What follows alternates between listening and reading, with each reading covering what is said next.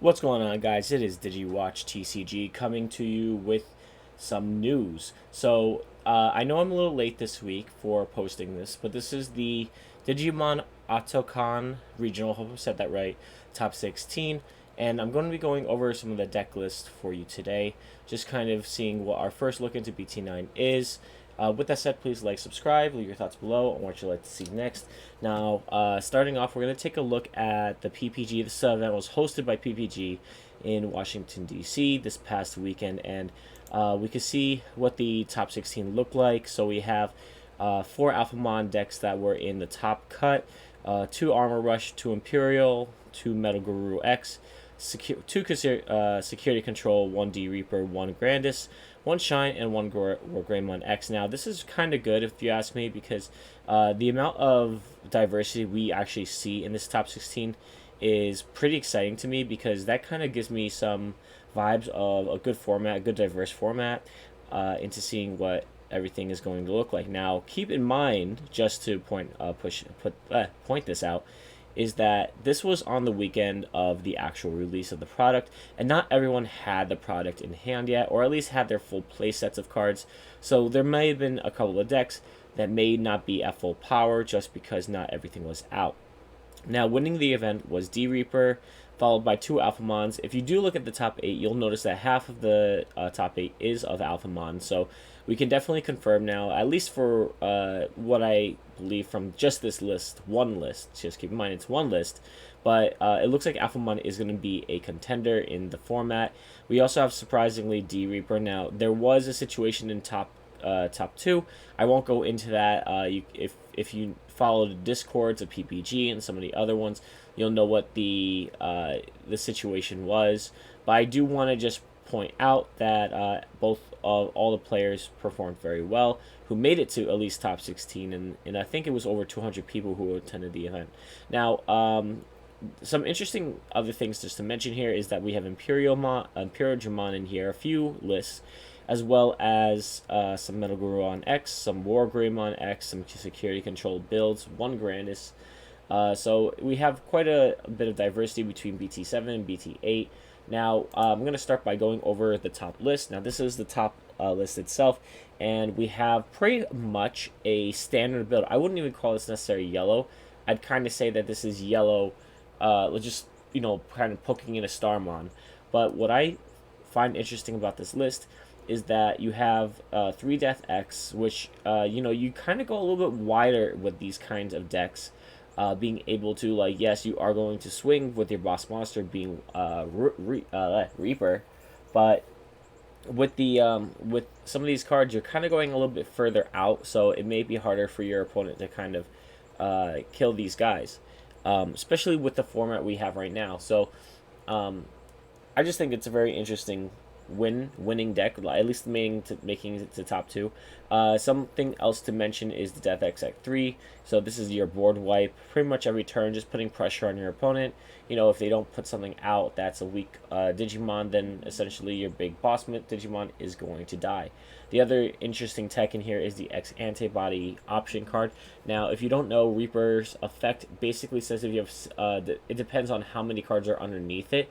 So this is kind of giving you an extra ability to put a card underneath it to trigger some of the other abilities of your Digimon. I think D Reaper is only the actual searchers that can trigger its effect. So that's the only caveat to this. Now, going into our second place deck, and I apologize, some of these photos are kind of weird. I don't know if I can actually change it, but with here, if you take a look, it is upside down. This is our Alphamon deck list. Now, if you see, it's pretty diverse in terms of how, well, I won't say diverse, I will say it's pretty standard of what you're seeing here, with the deviations of a few rookies, as well as some of your option tech. So he's playing 4 of the Dorumon Searcher, 4 of the Ryudamon Searcher, and then 2 of the copies of the discard 1, draw 2, Destiny Draw, Dorumons, and then 2 memory blockers, Chumons, I think they're called. We have the Dorugamon with the Dexterugumon as well. This is the line that basically can Digivolve on top of itself. You trash a card with X antibody and its traits to the trash, and then you get to gain a memory or trigger other effects like giving a retaliation blocker. I think it's a pretty good card to play in the deck. Then we have basically the same kind of thing, except for the Dex Dual Greymon or the Dex and the Dex Greymons over here. For Cool Boy, which is pretty necessary in most decks, especially if you're playing a deck like this. For Yuji, actually no Dakota, if you look at this list. So they're really relying on just being able to gain memory through Digivolving on the top of level or promoting, gaining the extra memory that way. So I find that's an interesting tech. 4 copies of Oriyumon, 2 copies of the Alphamon that de-digivolves, and then 2 copies of the Alphamon that can gain memory on declaration of attack, and then 2 of the Orikins. Now, most decks I have seen do play 3, so that's an interesting tech between, I guess, ratio-wise of the deck, and we'll see if that affects our meta, basically whether or not this is going to be played at 3 or 2, or if it just doesn't matter and just, you got what you got. 1 X antibody, 1 Congo, 2 black memory boost. I won't go through every single list just because of time, but I will point out some differences between them. Now, going into the other Alphamon list, we do have 4 copies, pretty much a straight up 4-4-4 of Ryudamon. Oh, sorry, never mind. 4-4, and then for the Ryudamon 3. So kind of focusing more on the draw, and sometimes the draw is a little bit better than just getting searching, because you may see like a Gromon in one of your searches, and then basically you have to put it to the bottom of your deck, and now your opponent knows that you do not have Grumble for game. The 4 lineup is pretty standard. The 5 lineup is standard. This is what I was talking about before. Now some people change the ratio, so this player is going to be playing Alphamon at 3, Oryukin as 3, and then Alphamon Oryukin at 3. So that is a little bit more of a spread ratio. Usually most of the time you see an Alphamon played at 4, whether it's a combination of the BT6 Alphamon or the one from BT9. 1 Breath of the Gods. I do like this because it does protect you from stuff like Megadeth, and you're pretty much trying to play this card as soon as your guy comes out. You get to your Oryukin, you gain back the memory, you maybe play Breath of the Gods, so it can be bounced, and it is very high, so very small chance that your opponent's going to be able to get over it. 2 Yuji, 2 Koda, 4 Cool Boy, 3 Black Memory Boost, X Antibody, and Congo. If you notice, all these deck lists, kind of like what I think I put out a few days ago, was keeping the Doraemon to 4. This is something you'll see in most of the lists over here. Then we have an Imperial Digimon. This I think was the 4th place list, and it pretty much doesn't have anything from BT9 in it, which I commend the player. Like, he, good job like keeping Imperialmon alive. I actually have an updated deck, and I did try to tech in Delicate Plan with Matt and Sora, because you do draw so much in this deck. And we also have the Leomon, which Leomon is kind of like bait. Like, you want to swing and delete from your opponent's stuff, but yeah, congratulations. I mean, I'm very happy to see Imperial Digimon still seeing some play. And yeah, nothing else to talk about this one. Going into our next one, this is a security control build that we saw in BT9. So really what you expect from the build, except there were a few additions to the deck in the form of Dex Xmon. So of course you're trying to delete your opponent's Digimon, and just being able to work your way up to Junimon, recycle back something from your trash, being able, even like if you milled like a Death Xmon and then you get it back and then you Digivolve into Death X, you get the reduced cost, but you get to kind of start deleting their board and putting pressure on them. Additionally, we have 2 of the Salamon X antibodies. Since you are playing Salamon in this deck, you Digivolve and then you get to look at the top card of your deck. So this could be good in the sense that like maybe you have an Avenged Kidmon or a Junimon or another like Magna Angemon, and you don't want that in security. Instead, you want that in your hand. So you may just like Digivolve on top, take a look at it, or at least have the knowledge of knowing what comes next, and then tailor your match based on that. Then we have another Alphamon. There's nothing really to change here. 2 X antibody instead of 1. 1 Greymon. Greymon's okay. I don't think it's the best choice for these decks, but I do think it's a interesting pick regardless. 3 Oryu. 2, like I said before, this is the 2-2 split between the Alphamon Alphamon from BT9, BT6. Everything else is pretty much the same here. I'm not going to go into it too much. We have another one over here, summary list. Let me just see if there are anything here. Okay, so we do have an interesting pick here. This is I think it's a Ogremon here. I think if I'm not mistaken, this is the one that you hard play and then you get some kind of effect off of it, like delete a level 4 or something from your opponent's side field. Interesting tech. I would love to know the reason why this card is in here. Only because it is a level 4, and if I'm not mistaken, all the level 3s are black, so you can only Digivolve on to purple. Oh, I guess you're hard playing this card. I don't know exactly. But yeah, a pretty interesting tech in the list. This one, I'm sorry for all the different pictures here, but we have our first Armor Rush to go over. So, pretty standard for what you see. 3 of the Flamedramon, 4 of the Magnamon, 4 Megadeth. I think 4 Megadeth is going to be a pretty big staple in the format here. 4 of the blue memory boost. So, if I remember right, I think Primitive did an interview with the player, and he was saying that this was just much better because, like, with this, you kind of can get to your player. You can play it instead of playing your Tamer on your side. You're just hoping Tamers get hit in your security, so it's like a free plus to you. But Blue Memory Boost is a much better tech, just being able to not necessarily get deleted from certain effects, and then just being able to extend your plays and search for your missing pieces. So that might be something that you see a lot more of in this format.